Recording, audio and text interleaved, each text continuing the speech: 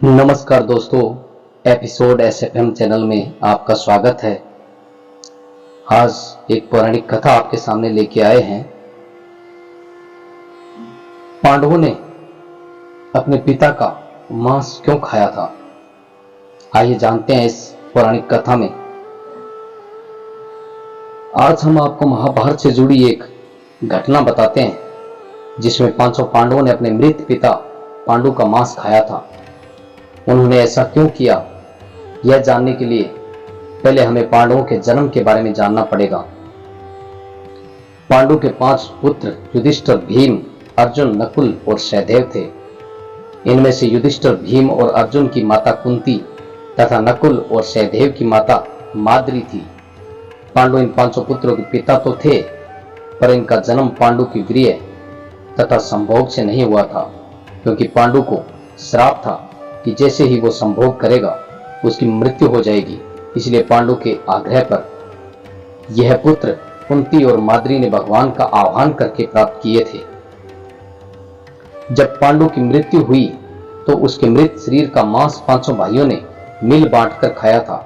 उन्होंने ऐसा इसलिए किया क्योंकि स्वयं पांडु की ऐसी इच्छा थी। क्योंकि इसके पुत्र उसके वीर्य से पैदा नहीं हुए थे, इसलिए पांडु का ज्ञान कौशल उसके बच्चों में नहीं आ पाया था। इसलिए उसने अपनी मृत्यु पूर्व ऐसा वरदान मांगा था कि उसके बच्चे उसकी मृत्यु के पश्चात उसके शरीर का मांस मिल बांटकर खा ले, ताकि उनका ज्ञान बच्चों में स्थानांतरित हो जाए। पांडवों द्वारा पिता का मांस खाने के संबंध में 2 मान्यता प्रचलित है। प्रथम मान्यता के अनुसार मांस तो 5 भाइयों ने खाया था, पर सबसे ज्यादा हिस्सा सहदेव ने खाया था, जबकि एक अन्य मान्यता के अनुसार सिर्फ सहदेव ने पिता की इच्छा का पालन करते हुए उनके मस्तिष्क के 3 हिस्से खाए। पहले टुकड़े को खाते ही सहदेव को इतिहास का ज्ञान हुआ, दूसरे टुकड़े को खाने पे वर्तमान का और तीसरे टुकड़े को खाते ही भविष्य का।